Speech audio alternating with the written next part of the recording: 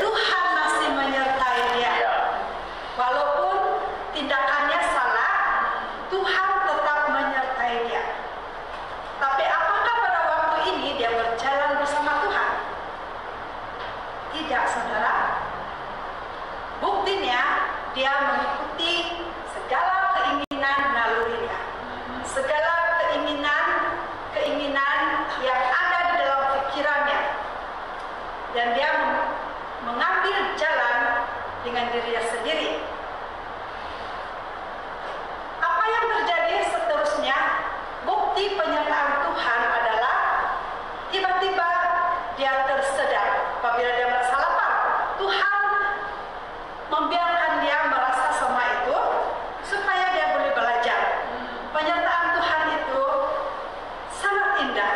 Dia akan memberi satu pemulihan dengan cara yang tersendiri. Dan dia merasa kelaparan, tidak ada uang, tidak ada makanan.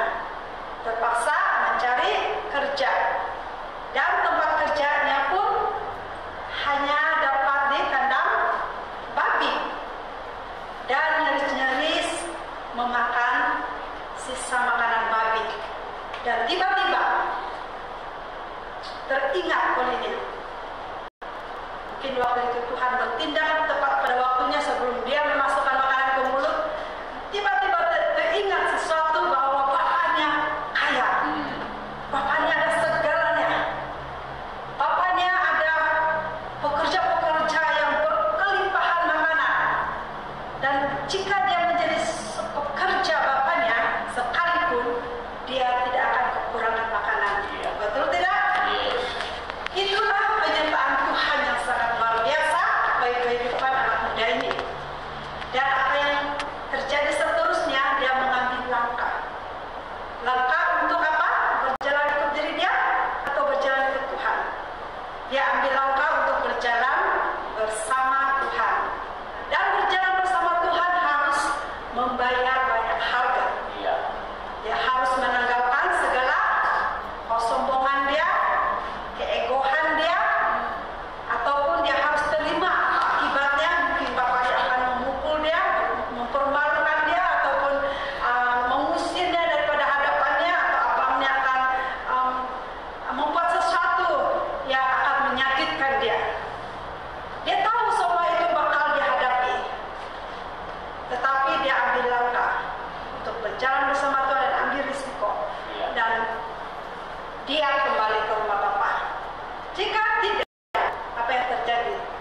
Dia mungkin akan mengambil langkahnya sendiri, ikut hatinya sendiri dan keegohannya. Oh, tidak payahlah balik, saya sudah ambil semua harta saya, biarlah saya mati, kalau kalian matilah. Mereka mungkin tidak sayang dengan saya lagi. Kan? Itu pikiran kita secara manusia. Tetapi penyertaan Tuhan, dia akan membimbing kita untuk mengambil langkah yang baik, mengambil langkah untuk berjalan bersama Tuhan. Jadi berjalan bersama Tuhan adalah kembali ke tempat yang semula. Tuhan menyertai kita untuk senantiasa kembali ke tempat yang semula.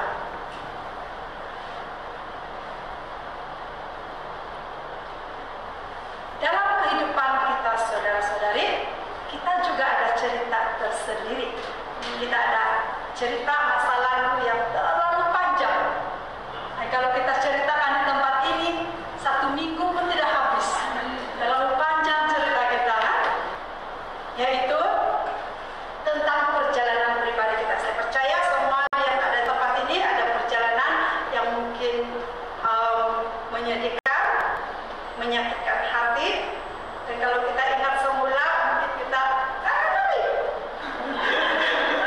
kenapa itu boleh terjadi? Kenapa saya harus menghadapi begini?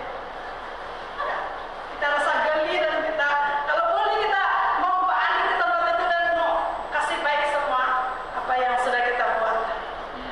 Kan? Dan itu terjadi dan sudah berlaku. Dan kita sudah percaya pun melaluinya. Tetapi hal itu apabila terkenang kembali, sangat-sangat menggelikan pikiran kita. dan membuatkan kita, wah, kenapa semua itu boleh terjadi? Tapi apa yang saya merasakan di dalam pribadi saya sendiri, kejadian di masa lalu, di masa lampau, walaupun sangat-sangat banyak perasaan-perasaan di sana, itu telah membuat saya apa adanya saat ini, telah mempengaruhi kehidupan saya, walaupun bukan 100%, tetapi banyak mempengaruhi sikap dan sifat saya, cara saya berpikir, cara saya menanggapi, cara saya menilai segala sesuatu yang ada di sekeliling saya. Dia betul-betul telah mempengaruhi cara saya. Dan pengaruhan itu boleh menyebabkan saya tidak bebas, tidak terlepas. Seperti ada sesuatu yang menghadang saya, melingkari saya tidak boleh begitu, saya tidak boleh begitu. Saya terkurung dengan keadaan saya sendiri, di mana hal itu melingkar di sekeliling saya, seperti saya dalam satu kotak segi 4, di mana semua pun dinding, tidak boleh tembus. Rasa tidak bebas itu tidak selesai, sangat-sangat tidak selesai, sehingga kita meronta dan kita, kenapa semua ini, kenapa orang lain boleh bebas, kenapa saya masih terkurung di kotak, masih lagi dihantui dengan masa-masa yang lalu. Apabila kita melihat satu situasi, kita ingat masa lalu kita begini, dan kita pikiran kita sudah tutup di sana. Kita tidak boleh berpikir sejauh yang kita anggap sendiri. Jadi saudara, saya percaya kita pernah mengalami ini, dan syukur apabila kita berjalan bersama dengan Tuhan. Tuhan berkata di dalam firman-Nya di Filipi 3 ayat 15 hingga ke 16, tetapi baiklah tingkat pengertian yang telah kita capai, kita lanjutkan menurut jalan yang telah kita tempuh. Amin. Tuhan menginginkan kita jangan berhenti dengan pengertian yang setakat. Apapun perkara yang kita tempuh, kita harus menambahkan pengertian itu. Kita harus belajar, kita harus menyerahkan segala pikiran kita kepada Tuhan, dan jika itu salah, Tuhan akan menyatakan menurut firman-Nya, Dia akan menyatakan itu kepada kita. Jadi pikiran kita memang banyak, pikiran kita yang akan menghantui kita karena masa lalu kita yang begitu banyak, yang begitu mempengaruhi kita. Tuhan akan menyatakan, nah, bukan begitu, cara kamu berpikir itu salah, dia ini bukan begini-begini, dia begini-begini. Dia akan menyatakan. Itulah pentingnya kita berjalan dengan Tuhan, sebab Tuhan akan membantu kita untuk menyatakan segala sesuatu yang salah di dalam pikiran kita sendiri. Amin, saudara. Haleluya. Di dalam perjanjian lama, umat Israel juga berjalan bersama dengan Tuhan. Satu waktu dalam Keluaran 33 ayat yang kelima, Keluaran 33 ayat yang kelima, umat Israel dia melakukan apa yang salah di hadapan Tuhan, dan Tuhan sangat murka. Dia berkata kepada Musa bahwa dia tidak akan berjalan, dia tidak akan menyertai umat itu lagi, sebab apa yang dia lakukan di hadapannya itu sangat-sangat menyakitkan hati Tuhan. Dan apa yang terjadi jika juga umat Israel itu mau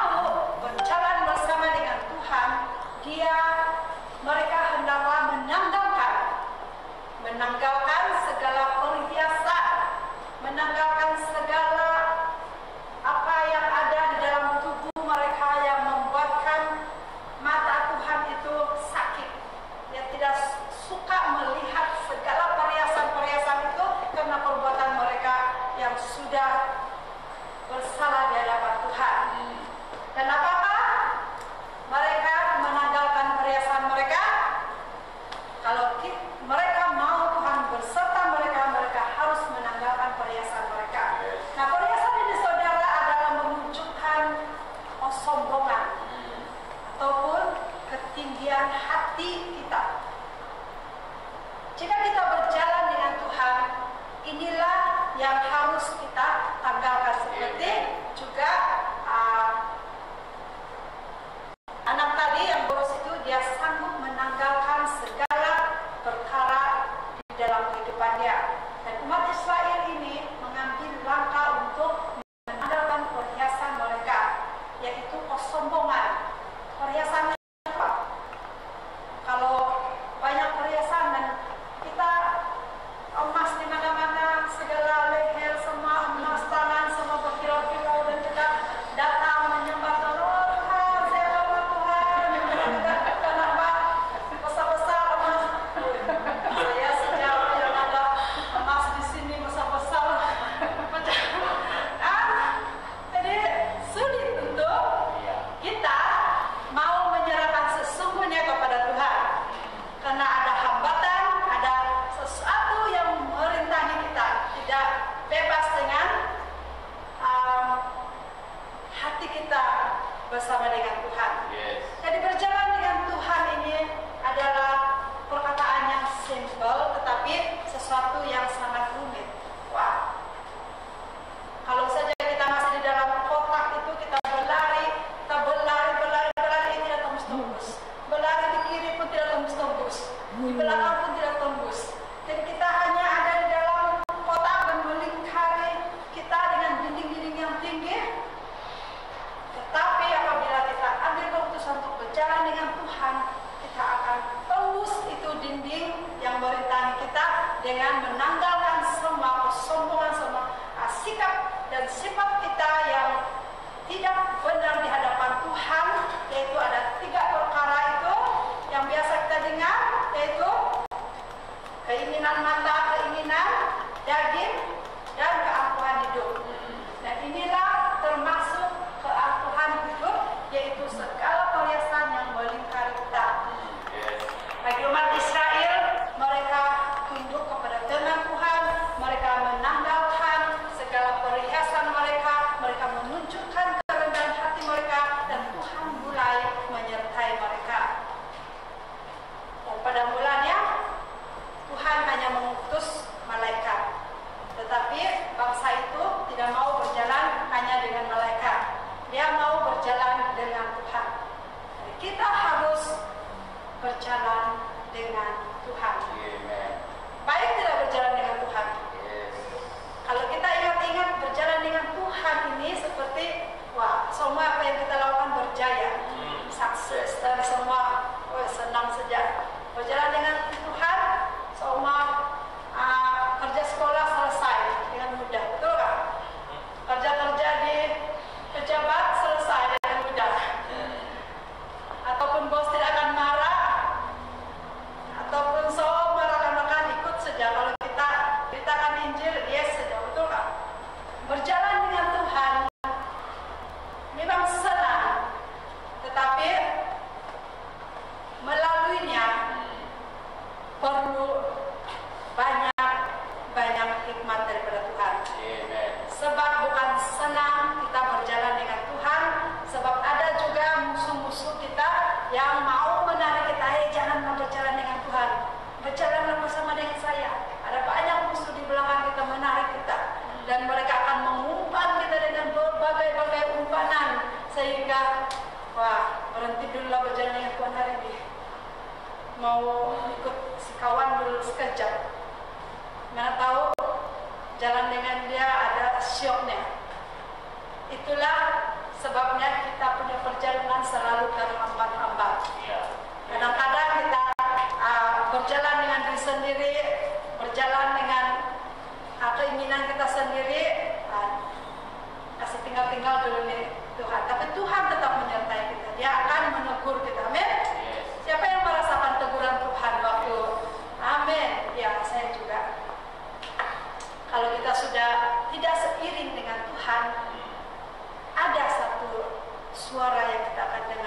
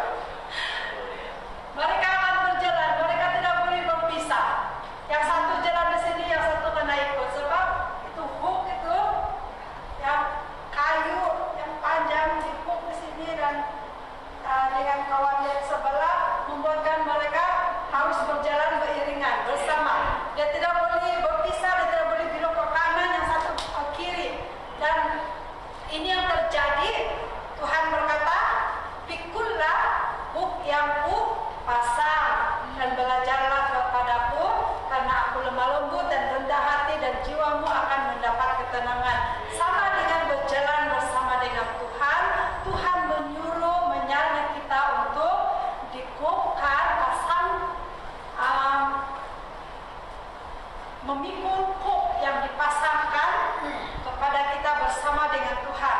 Jadi kalau Tuhan menghendaki begini, kita juga akan mengikutinya. Kalau Tuhan akan bersabda kepada kita untuk melakukan firman-Nya, kita juga akan berjalan bersama dengan Dia dimanapun. Dan hukumnya Dia akan mengatakan di sini adalah ayat yang seterusnya ke-30, sebab huk yang kupasang itu enak dan beban pun ringan. Amen. Yes. Jadi kalau kita berpasangan huk dengan Tuhan, beban kita akan menjadi ringan. Dan itulah sebabnya kalau kita senantiasa berjalan dengan Tuhan, apapun yang kita hadapi, apapun situasi yang kita melalui,